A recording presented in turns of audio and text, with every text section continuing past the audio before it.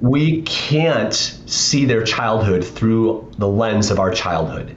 It's just not the same. And so kids asking the question about should you have a smartphone, I think it's really easy for us to just dismiss that because, well, I didn't have one growing up. But when you think about the pressures that they are dealing with when they watch all their friends with it and are seeing so much of the world happening through it, I think that is a overly dismissive, lack of empathy approach to go, it's a different world. And so I know I didn't have it, but I am understanding why you feel like you should. We believe that you are strong by design, and you were made in God's image to have a strong body, mind, and spirit. You're listening to the #1 Strength and Health Authority podcast in the world. So let's get ready to unlock your potential and transform your life in today's episode.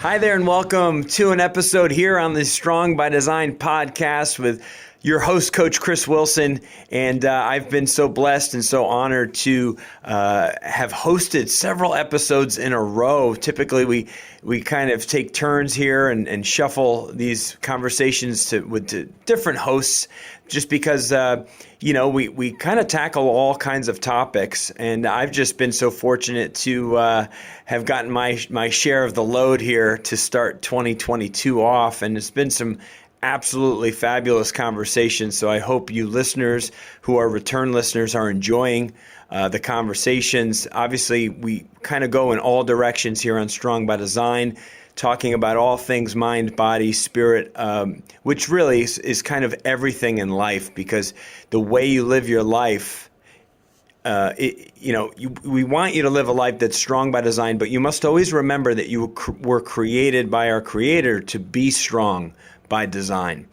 And so a little bit of double meaning there with the name of our show. And,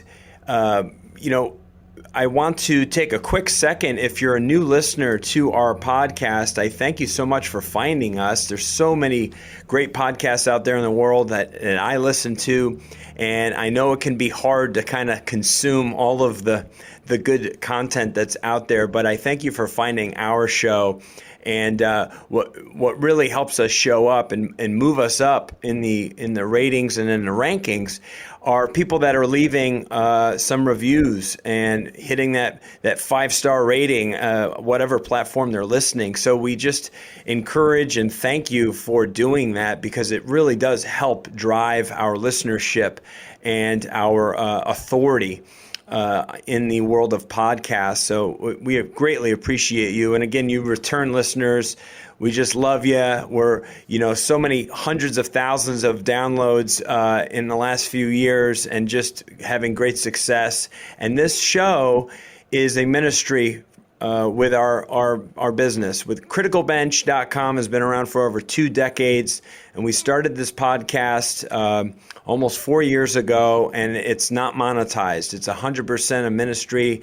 It's conversations that we know are meaningful, and it's our way of giving back, and just being just so grateful, showing our gratitude, but having the difficult, the controversial, and the meaningful conversations of life. So our guest today, I can't wait to introduce our guest because he has a great name. His name is Christopher McKenna, or Chris McKenna, and that's my name, of course. So it's always a good thing to talk with another Chris. I have Chris on the show today because I found out about him from our mutual friend Frank Rich, who has been on our show multiple times. And Chris was a guest on Frank's podcast, and I listened to that episode several weeks ago. It blew me away, and I said, I really want an intro to this guy because I'd love to have a conversation with him on Strong by Design. So he was gracious enough to make time for us today. So Chris, so great having you. Thank you so much. Yeah, thanks, Chris. I appreciate that intro. Are you also a Christopher? Are we sure? Right there? Okay, good. We're right there, man. Awesome. Yeah, it's nice to meet you. And we have same names, but kind of coming together digitally here from opposite sides of the country. So up here in Michigan, and you're down there in the South. But yeah, happy to be with your audience. And I think we'll have a lot of fun talking today, right? As we tackle the things related to being a husband, a dad, and complications that technology brings into both of those roles that we have. And so I'm excited to talk. Yes, for sure. And after just reading up on you and watching some video content, and it's really powerful what you're doing in the world. Chris started an organization several years ago called Protect Young Eyes. And he's a father of four. He's a husband, he's a father, and he understood that the online world is a very unique challenge for the youth of today, for our children, a challenge that didn't exist when I grew up, when he grew up. And, certainly over the last decade, things have really changed quite a bit on the landscape of what's available online.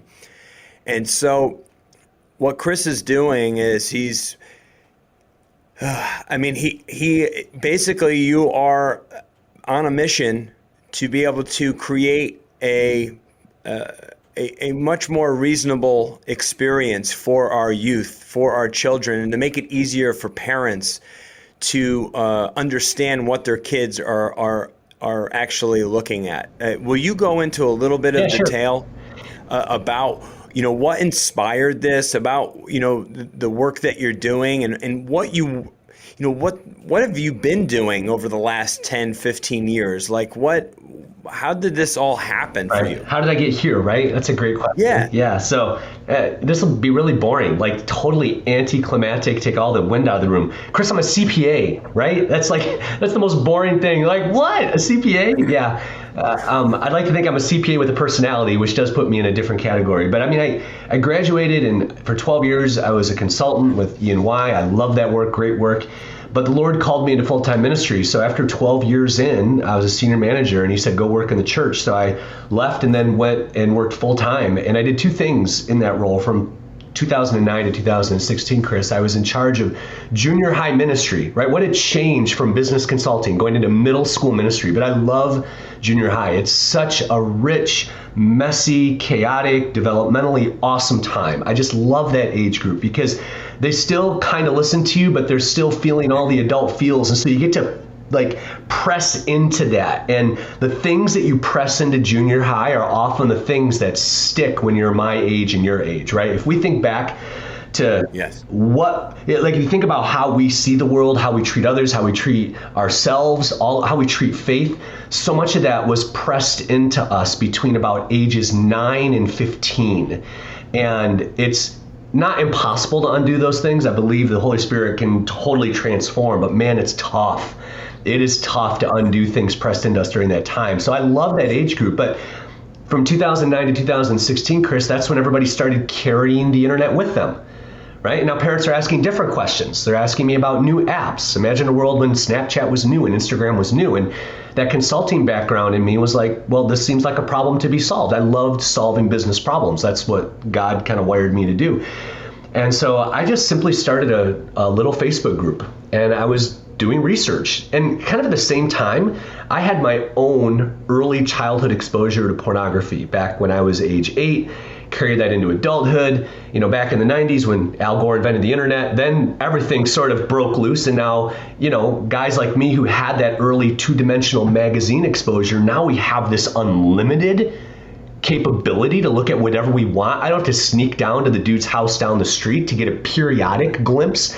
It's now on a computer in my dorm room. Are you kidding me? So that unleashed an issue in my life that I got stuck in. And so I have these things kind of all colliding sort of at the same time. I'm starting to wrestle with my own issue with a group of guys using covenant eyes and accountability, saying, hey, we have got to get rid of this issue of pornography. And at the same time, parents are saying, all this technology my kids are, being exposed to, how do I understand it? And so I just started tackling it from both sides and having conversations at our church. That led to the creation of a website, protectyoungeyes.com, back in 2015. And from there, it's really just kind of grown into what it is today, which is creating with family schools and churches, helping them create safer digital spaces with a lot of education, working in schools with a lot of talks, hundreds of presentations all over the country, but then also trying to change the laws, which really do not adequately protect our children today. Nothing on the books today, is any newer than about 20 years old when it comes to protecting our kids online. Therefore, it does not protect our kids online. So we have awesome families, like yours and mine and others, listeners, right, who are trying their best to protect our kids. And then we have technologies being created by organizations that care nothing about our children, nothing about them. So we want to stand in that gap. Yeah, and we need the people to stand in the gap, because now's the time where it's, people got to stand up for what's right in the world and for truth and for all kinds of things. Kids are so confused nowadays with what's right, what's truth, and we need, more than ever, we need people like yourself, Chris. Before we get to, I watched the video of you talking to the Senate Judiciary Committee. I want to get there in a second, but okay. As a father of two kids, I have a 10-and-a-half-year-old son and a almost 7-year-old daughter. So they are like my son's, Dad, when can I get a phone? Listen, I'm 46 years old. Okay. I used a rotary dial-up phone growing up. Okay. I did not even own a computer ever in my life until I was out of college. I never needed to. They had computer labs back when I was in college. I remember. Right. Yeah. All this stuff, right? And I think a lot of parents feel helpless when it comes to the technology that's out there and their lack of experience with it. I think there's probably a dividing line. I think maybe younger parents have a little bit more familiarity with it. Let's say if you're in your 30 or early 30s, but if you're in your mid 40s, getting close to 50, and you had none of this stuff. I don't use half these apps myself. What the heck are we going to do here? And what can my kid have? What should he have access to, or she? And could you just go there a little bit? Sure. and just talk to those parents right now who are anxious to start solving some of these issues? Yeah, Chris, you're in a really great spot. Ages 7 and 10 are just so rich. They still think you're pretty cool. That's a great spot to be in, because that will wear off. That will wear off. When the daughter starts rolling her eyes at you because you're the dorky dad, like I have with my 17-year-old daughter now. But so I definitely want to speak into that a little bit. There are different ways to protect and prepare our kids. There are relational solutions and there are technical solutions. And it's easy to want to just go grab a technical solution because you can set it and then forget it. But that's not the way this works. And you said a couple of things that generationally I think are also really important, because I'm right there with you. Gen X all the way, baby. So we can't see their childhood through the lens of our childhood. It's just not the same. And so kids asking the question about should you have a smartphone, I think it's really easy for us to just dismiss that because, well, I didn't have one growing up. But when you think about the pressures that they are dealing with when they watch all their friends with it and are seeing so much of the world happening through it, I think that is a overly dismissive, lack of empathy approach to go, it's a different world. And so I know I didn't have it, but I am understanding why you feel like you should. And they need to know that that is our perspective on it. Now, I will be the first to tell you, Chris, that I think delay is still the way. I want to delay the acquisition of lowercase g, godlike technologies as long as possible. Because make no mistake, this smartphone, no matter how dumb you make it, is a supercomputer. This thing can process 5 trillion transactions a second. It could land the Apollo 13 spacecraft on the moon 100 million times simultaneously. This is a supercomputer, more powerful than anything that any of those computer labs in totality had, and now we've put it in their pockets. So I am all about delaying the acquisition of these devices while at the same time having open and honest and empathetic conversations with our kids about why we're making those decisions and what the path to yes looks like. It's not good enough just to say, no, you can't have it. I think sometimes kids need to know what the path to having it might look like, because we do want our children to learn how to use technology well. I desperately want my 3 sons and my kids, for your listeners to have perspective. My daughter is 17. I have twin 10-year-old, this is me not accepting the fact that they're older. I have twin 12-year-old boys and then a 10-year-old boy. So I have 10, 12, 12, and 17. And I desperately want them to learn how to use technology well. That means I will eventually say yes to these technologies.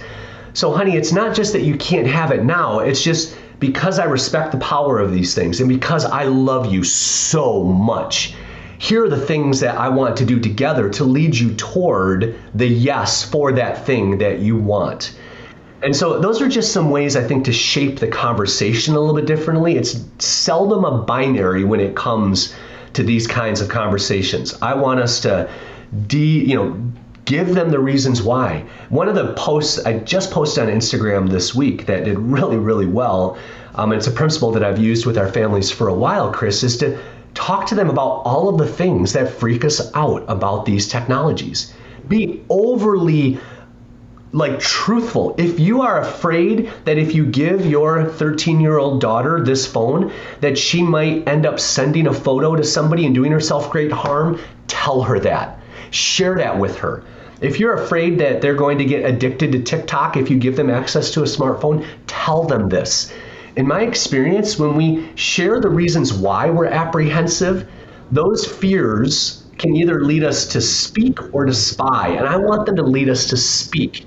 Because I think when we talk about these things, they automatically have less control over our children, and they automatically have less control over us as parents. And that's not me coming up with a novel idea. I mean, that's scripture. When you put it in the light, it automatically is better and it has less power over us, because then the Holy Spirit can do something with it. And that's, what I want our approach to be. So I have not directly answered your question yet, but I'm framing it with a lot of mindsets and philosophies and just sort of attitudes that I think if we can shift even just our tone or the way that we think about a couple of things, our kids can tell the difference. They can smell that stuff. It's so important what you're saying, because as I did, and what you acknowledged was the knee-jerk reaction is what can I do technically to help my child to navigate this problem? But there's so much else at play here, and it's before you even get to that point. How can I be a better parent and have the communication and the open door policy with my child, where they feel that they can communicate or say anything to me? We can have the difficult conversations. If they see something they're not supposed to, they'll actually feel like they can come tell me about it. And where I think a lot of parents go wrong is we make things taboo and off limits and put them in a box that we're not supposed to talk about or go there ever. And then what happens is that's what creates the curiosity in the kid. Right. Right? And it's like the door that's locked in the house that your parents said you're never allowed to go in that room. Eventually the kid's going to find a way in that room. They want to know what they're not supposed to see. And so I think if you get there prior to, the acquisition of the phone and the, them getting access to certain platforms and stuff, I think you've gotten a lot of the way there. So I love that you talked about that. Yeah, definitely. Because when you and I grew up, Chris, and any other listeners that are sort of 35 and above, the difference between the things that were good for our childhood and bad for our childhood were very clear. And there was a wide gap that existed between them. Most often a physical gap, that I had to go to a place or have a certain friend or have access to certain channels that were difficult because I didn't have a credit card to pay for them. Like there were all kinds of barriers that created a fairly wide gap between things that preserved an innocence in childhood and things that robbed innocence in childhood. And one of the difficulties with growing up today, and yes, it is difficult to grow up today, that is so important for parents to understand. I know it is difficult to raise them today, but friends who are listening to this, I guarantee it is more difficult being a kid today. That's a really important perspective to hold on to, because the gap in their childhood that exists between the things that are good for me and the things that can radically change the trajectory of my life are razor thin. The exact same device that we ask them to do schoolwork on is the exact same device that can show them hardcore life-altering pornography.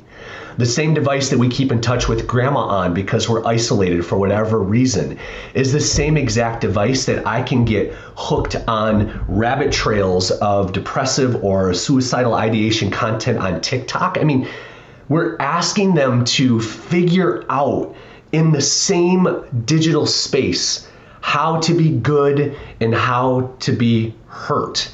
And that is a really complicated spot to grow up. And as I say to parents, and it's not, I don't want anyone to misunderstand me. Consequences are necessary. When kids do wrong things, we need to correct wrong things.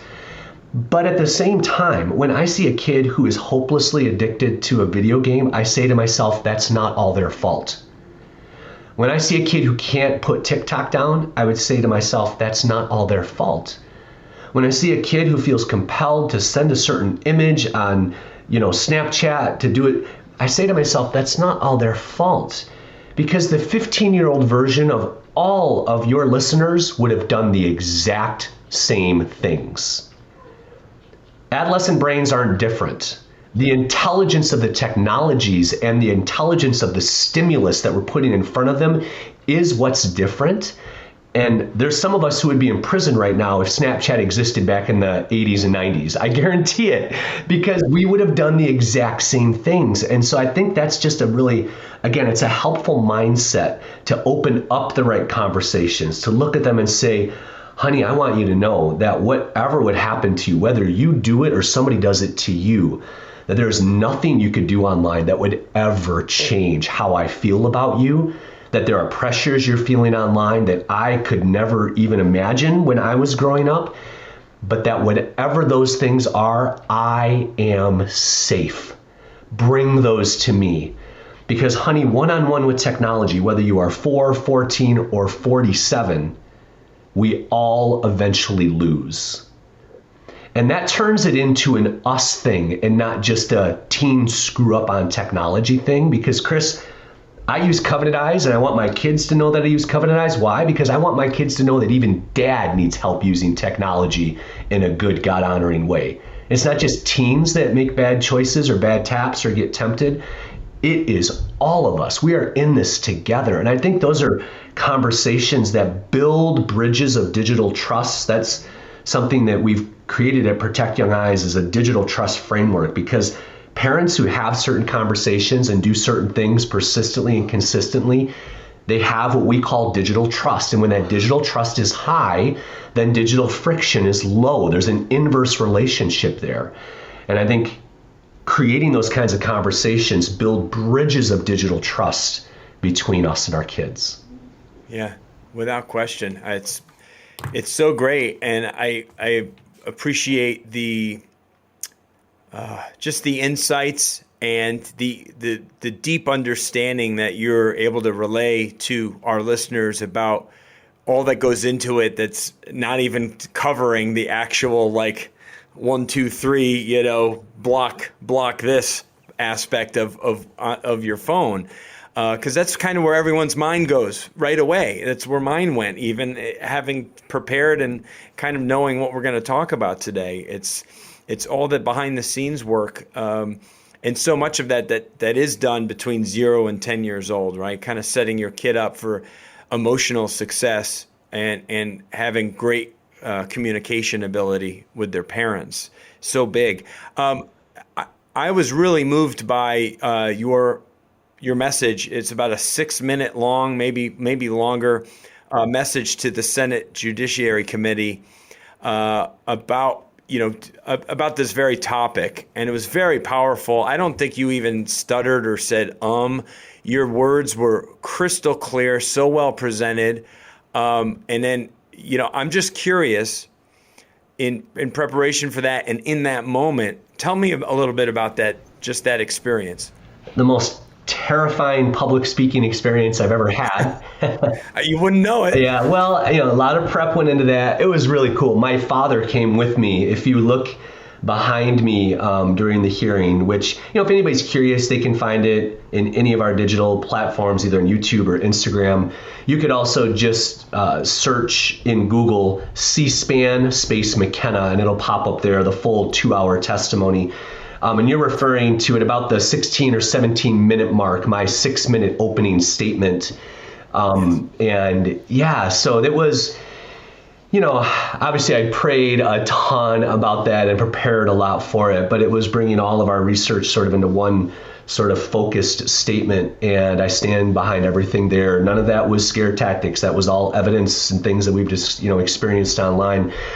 But the rest of the conversation that went on, with the committee there was really helpful and has triggered a lot of other conversations since then. In particular, there was an exchange that I had with Senator Ernst, Joni Ernst from Iowa, fabulous. And she asked me, she was tactically saying, all right, I'm a grandma, and she held up her iPhone right in the hearing there and said, tell me about it. What could we do to make this easier for families? And I said, Senator Ernst, what strikes me as unusual today is that when it comes to expanding reach, robbing you and I of more of our attention, Chris, or increasing their profits, innovation and genius in big tech knows no bounds. Yet when it comes to protecting our children, they seem strangely impotent and unable to do that. There's a disconnect there. Why? Because there isn't an incentive. So that's where the laws come in. I'm not a fan of more government or big government. Parents, you started off by saying this, I wrote this down. Parents, we do have a job to protect our children. It is our Proverbs, call to lead our children in the way that they should go. And we need to and must do that.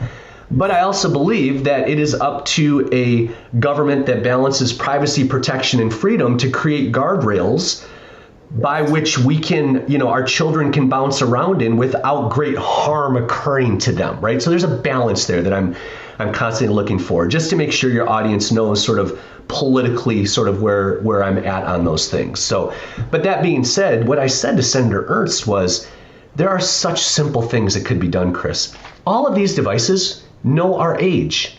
When you created, I don't know if you're an iPhone or an Android guy, but when I logged into my iPhone for the first time, I created an Apple ID. And that Apple ID asks for my birthday. Now, of course, I could lie, but let's assume you don't. When I log into an Android device, it knows how old based on the Gmail account that you've attached to it. What if, based on the age of the user, simple defaults were automatically put onto the device to say, okay, I can tell that you're 15, therefore we're going to limit pornography in Safari, we're going to set music, podcasts, and books to clean instead of explicit, and just do some basic things that a parent has the option of going in and changing later if that's not your preference. But why not make it easy?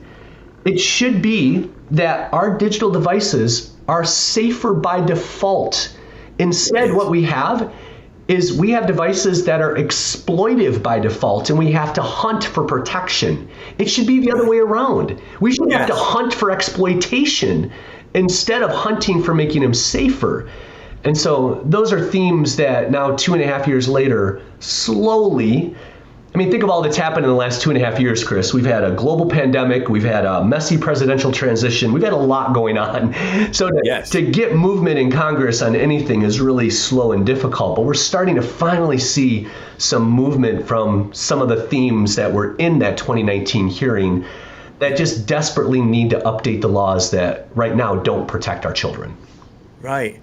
Yeah, when I think of this, and you said the magic word, the guardrails. If you're driving on a windy road on the side of a mountain or a cliff, there's going to be a handful of people, maybe more, who don't want to drive on that road if there's not a guardrail on it. I mean, there's people who won't drive on that road anyway because they're afraid of heights, or it's a dangerous road. But God forbid you look away for a moment. That guardrail is there for a reason. It serves a purpose. Yet the internet, the online world on our phone, is basically the Autobahn or some crazy road without any kind of safety measure on it whatsoever, or not in place anyway. Like you said, you have to go in and do a lot of legwork and figure things out in order to make it a safer experience for the young person, where it should automatically be there, and you should have to, kind of go the other way with it. Yeah, it's almost backwards. It is, and that's why that's my rubric for deciding what legislation I do and don't support. Looks for that balance between privacy, protection, and freedom. Those are the things I'm looking for. Right. I want a guardrail that protects children, not only my children, but if I could, go as far as saying not every child has the privilege of growing up in a home that has parents who care about his or her well-being. Yeah. Those guardrails are, from my perspective, are gospel imperative to protect the most vulnerable among us. Yet as a parent, as an adult, as somebody who loves the First Amendment, who wants to do the things that I feel I have a right to do, then I should be able as an adult to hop over that guardrail. Right? So these are the sorts of balances that we're looking for. Again, not removing my responsibility as a parent. We're just simply saying to big tech, quit making it more difficult. Yes. Quit making it harder for good, intelligent, fairly tech-minded parents. We shouldn't have to follow 36 steps in order to protect this phone for my child. That's the common sense stuff that we're trying to figure out. Yep, absolutely right. Yeah, it is, and just hearkening back to one thing you said earlier that I think is so important is we always want to go to that thought as parents, like, well, that I didn't have that when I was a kid, like this. We're always going back to our own personal experience when we grew up. However, there's so much more right now facing a child to grow up in today's world, more pressures and more. I mean, I can't imagine the power of these phones. You can post something about someone you don't like, and hundreds, if not thousands, of people will see that instantly. Versus back in the day, you could have had an argument with somebody and called them a name, and maybe just the people around there heard about it, and then they whispered to a few people, and so a few people at the school knew. Word travels fast nowadays, and it's just a whole different world for these children with the bullying, and there's all different directions you can go. Obviously, we've been kind of talking around the pornographic side of things, but there's a lot of other types of Could you talk about some of the other types of dangers and exposures that children really need to be protected from? Yeah, and I'd be happy to circle back, just because I think my own experience with pornography as an issue as an adult gives me a lot of empathy, but also insight into the difficulties that issue brings to families and to young people today. But you hit on something really well. I mean, I wasn't always this, svelte, handsome, young man that I am today, Chris. Thank you very much. I was a 79-pound 8th grader who fit inside of every locker in the middle school that I attended, right? I only know that maybe because I kind of know that. And so what I'm saying is, when you and I were growing up back in the 80s, there were a lot of places that a tormented middle schooler could find refuge in, right? Getting off of a bus kind of meant they couldn't get to you anymore, because I was in a big family, and so the only way to harass me would have been to call, and that was attached to the wall, right? There wasn't any way to get to me. So things sort of simmered down. The weekend was another spot where things kind of simmered down. You'd have an issue at the football game on Friday night, and by the time you got to school on Monday, things had mostly simmered down. Same thing for the summer. I don't know about you, but growing up in a small town in central Michigan like I did, I feel like everybody kind of came back in the fall a little more friendly with each other. Like the summertime was like this beautiful reset for whatever drama or cliques or problems were going on in June when you left. And you all sort of showed back up as friends, and then the popularity engine revved back up again. My point in saying this is that all of the things that used to bring relief to young people are now all of the things that bring continued torment to young people today, because that's when things get shared. That's when things go viral. That's when my worst moments get magnified, is sitting on mattresses in bedrooms all night long with this supercomputer that I've been given. And so again, it's a call to empathy to know that for certain young people, there are very few safe places. And to be honest, for that tormented young person, sometimes that phone, be it a different persona in a video game or maybe a fake account on social media, is the only relief that they get from the real world. So now you're talking about a really complicated childhood dynamic of, like, the phone is the thing for all of the people around them that is causing them torment, yet the phone is a thing because of that torment. That's the only thing giving them relief from the world that is causing them so much trouble. Chris, my friend, that is a complicated spot to be a kid in. Yeah. And so, again, those are just things that, from our perspective as parents, is just to approach them with such care and understanding, and in those conversations to try to understand all those perspectives. Yeah, for sure. Oh, it's a lot to take in and to think about. I was struggling to figure out exactly what direction I wanted to go in, because there's so many directions with this conversation that we could go off in and really dive deeper on. Two more things that I really want. One is, are there actual accounts or testimonials that have been shared with you where some of the things that you're doing has really affected some major change in the life of a child? Like, any particular stories that come to mind? Some transformations or something that was super impactful? Maybe even at the church or school level. Well,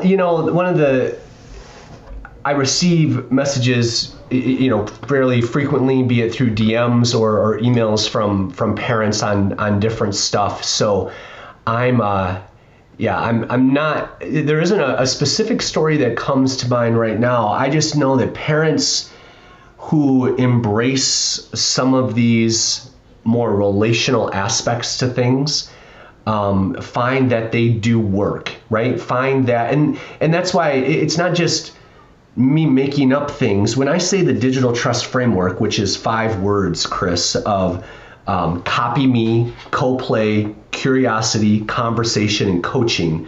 I know a couple of those are hyphenated words in there, but those are based on what parents have done that work. 1,400 presentations over the past 6 years, tens of thousands of conversations. And those are the things that when I look at families who do have young people who are using technology in a good and positive and God-honoring way, those are their attributes. And they've come back to me over and over and say, yes, those things work. Those things work. It works to lead by example, to show them that I use my smartphone the same way that I want them to use their smartphone, and that I'm leading in that way. That also looks like, when I'm with them and I get a call and I know I need to take it, I ask their permission. Hey, honey, I'm going to take this call right now, but I'm going to be done with it, and then I'll be right back with you. I'm not going to turn to scrolling. I'm not going to, right? Those are ways that we show our kids good uses of technology. That's the copy me. Then the co-play during technology with them. Ages 7 and 10 is such a rich time to have shoulder to shoulder tech time with your kids, so that they from a young age understand, Chris, that technology is a we activity and not a me activity. That they know that they can talk to dad about things. And that gets established now by doing tech with them. That's the, leading then into having a curious perspective, which I think I've made that abundantly clear, that our perspective when it comes to how they watch YouTube videos or what games that they like, an attitude of curiosity is huge for building digital trust with our kids. It's like, hey, I notice you love watching these fail videos, or like my son loved watching videos of this industrial shredder that they put things like bowling balls. Yes, and my son too, right. And they smush them. The hydraulic press, but then there's also the industrial shredder, like they put bowling balls and transmissions into this thing, and he just loves watching them. And it's a great, why do you like this? Oh man, it's because of this and this. You can learn so much about your kids instead of it being, they're watching YouTube again. That's right. They're watching YouTube again. I wonder what they are like, because the algorithm might know more about your kid than you do. Right. And you're absolutely right. And there is a lot of good. I hate to interrupt you, but I want to say there is a lot of good kid-friendly stuff that they are excited about watching that you can feel okay with. Yeah. If they're watching Dude Perfect, right? Or they're watching this guy smush something metal that takes so many 1,000 pounds of pressure, or how hot you can make something before it melts, or whatever it is.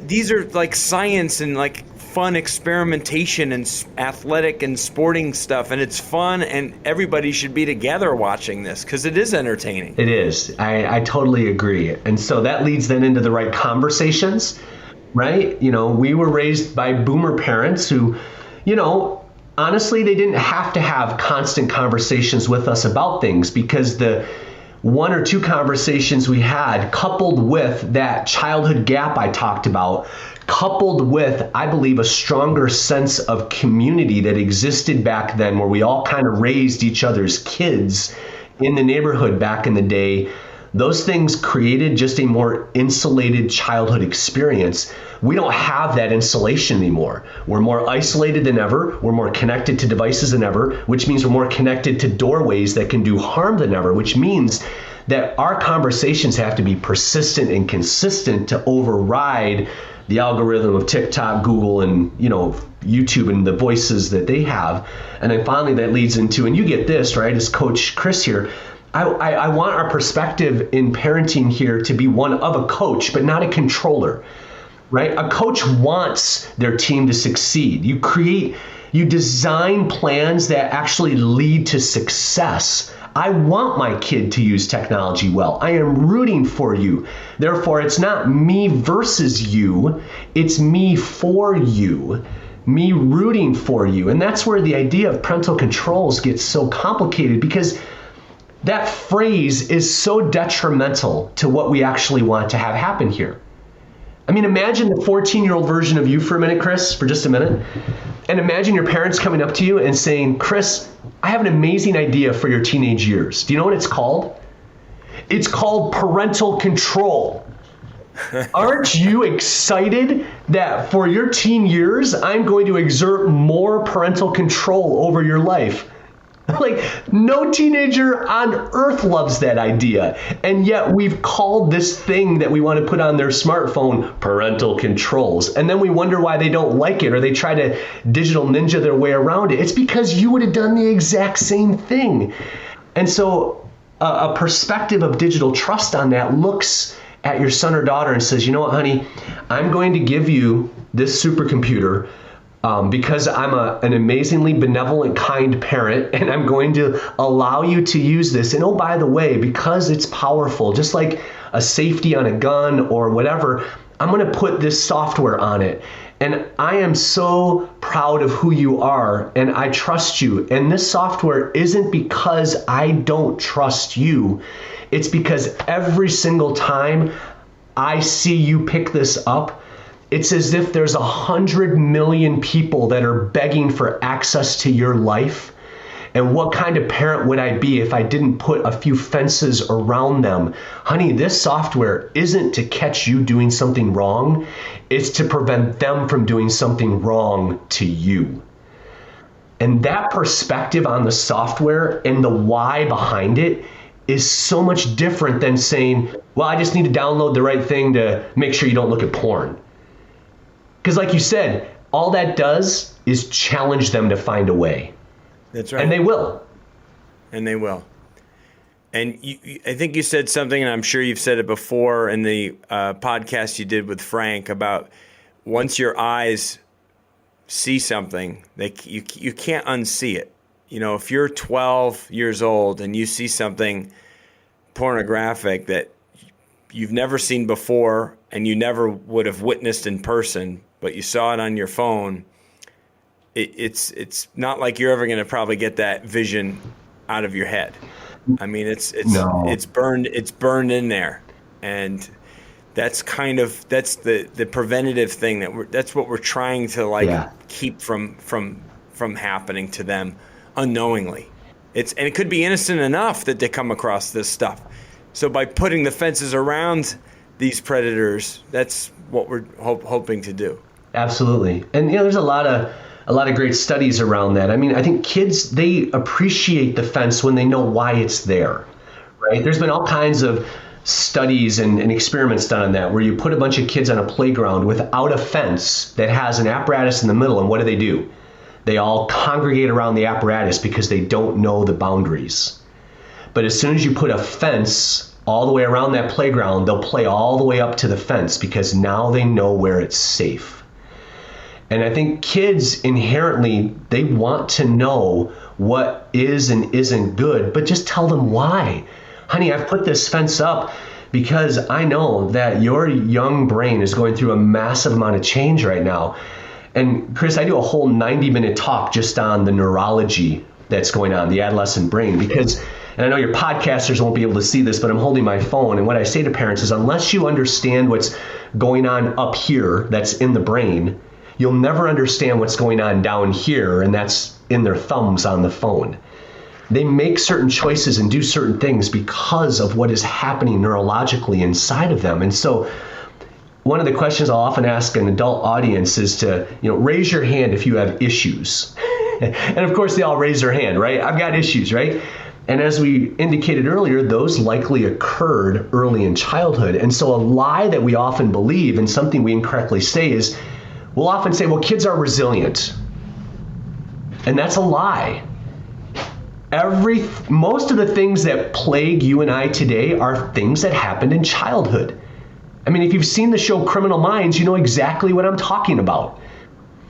Therefore, kids are not resilient. Kids are incredibly adaptive, and those are two very different things.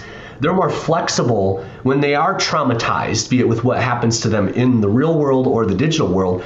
They're really good at hiding it and just kind of rolling with life. And we see that all the time in divorce and other things. Kids just kind of roll with it, and then it plays itself out in other destructive ways. But in the moment, they just kind of roll with it because they're super adaptive. And so, yes, they can see things that do great harm, but you might never know it unless you're the type of parent who is digging in with these open and honest questions, saying, honey, if you see something like that, I just want you to know that you're not going to be in trouble if you ever tell me that. And I put these things in place because I don't want you to see it, but if something slips through, I just want you to know that, man, out of love for you, in the same way that Jesus loves me unconditionally, I will give you a high five when you tell me, and we'll figure it out. Like, Keep that door so wide open that they just can't help but run through it. That's right. Absolutely. And what about your kid, has got a good head on their shoulders, and they're doing the right things and making the smart decisions, but they can't speak for their friend. And maybe they're with their friend, and their friend gets something on their phone and kind of shows it to your kid. It could be as simple as that, right? So it's about everybody kind of doing their part. But when your kid has that ability and that comfort level, and feels like, oh, I can talk to mom and dad about this stuff, because they're not gonna make me feel bad about it or punish me for it, or my whole world's not gonna be wrecked because of it. They're actually gonna listen to me because they care about me and love me and want what's best for me. And it all comes from a place of just stepping into our greatness as parents, and really looking out for our children, especially as dads, right? What's our number one role, as dads, is to protect and also to love and to, of course, discipline is necessary, but protect and love are the two things that I really, and then, teach and coach and all those things. But like if someone asked me, what's your primary role as dad? It's like, well, I'm your dad, so that means that I'm going to always look out for you, and I'm always going to love you.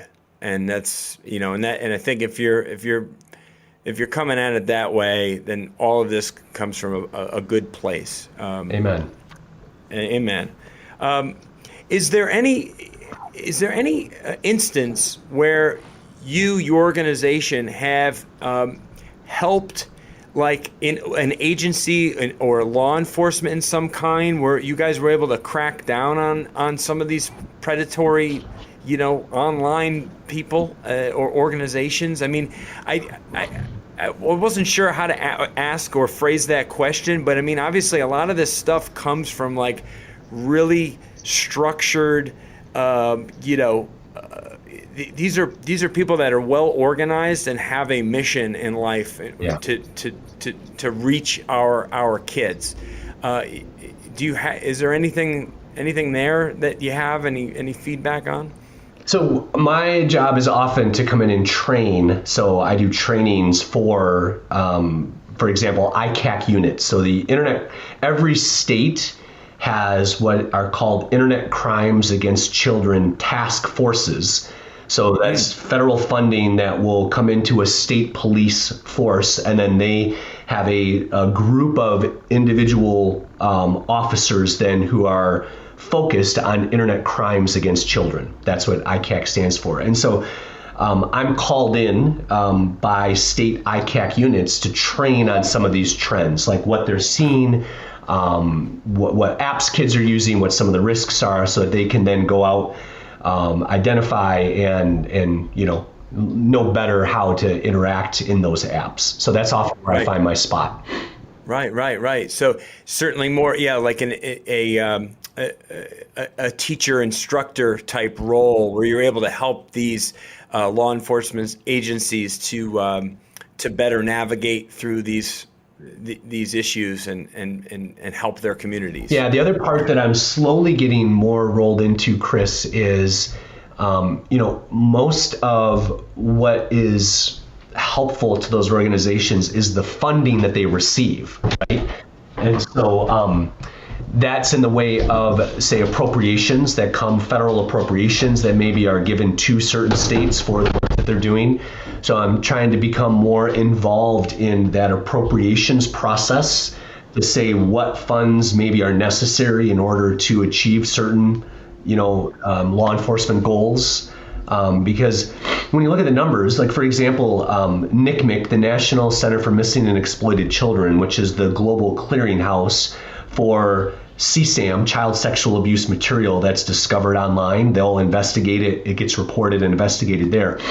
When you look at the numbers, right? I mean, last year, 2020 being the year before last, they had around 21 million pieces of CSAM like reports that included multiple images reported to them. In 2021, that number went up to 29.3 million.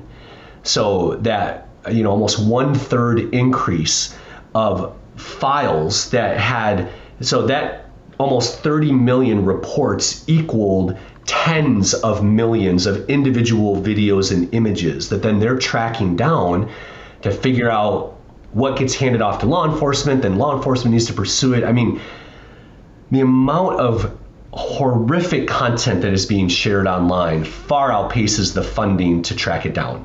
Yes. And so that side of it also needs quite a bit of attention, which I'm just within the last couple of weeks starting to turn my focus toward.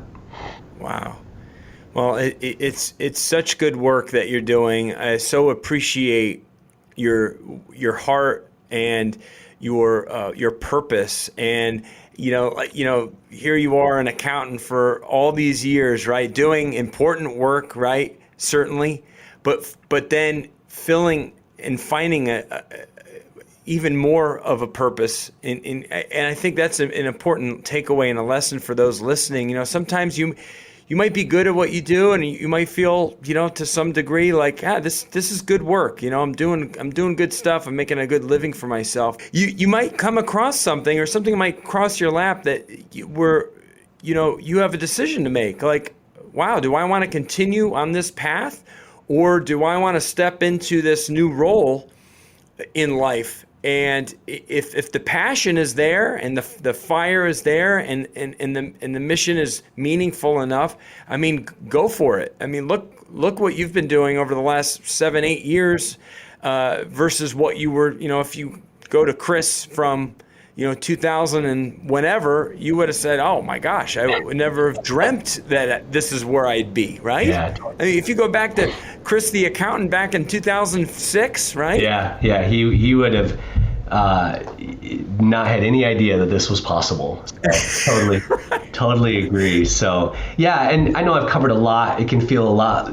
It can be very overwhelming, and that's exactly, Chris, what the enemy wants to do, is out of it being too many things that people do no things. And so that's not what I want to have happen.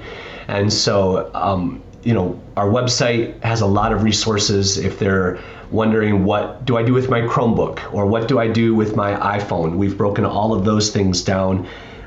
During COVID, we built an app called the Protect app. So if you go to the Android Google Play Store or the Apple App Store, people that are watching or listening to this, just search Protect Young Eyes and our app will pop up. And if you're saying to yourself, wow, all those little snippets and things that Chris just said, all of that is in the app. There's over 500 little mini lessons that are intended to be consumed in little 5-minute bite-sized chunks when you're waiting here and there. Busy parents, I get it. That's why we built it the way that we did. Videos to watch with your kids. So just a couple of ways for your followers here to turn this conversation into maybe more transformation for their family, which is always what I'm focused on. So exactly right. Absolutely.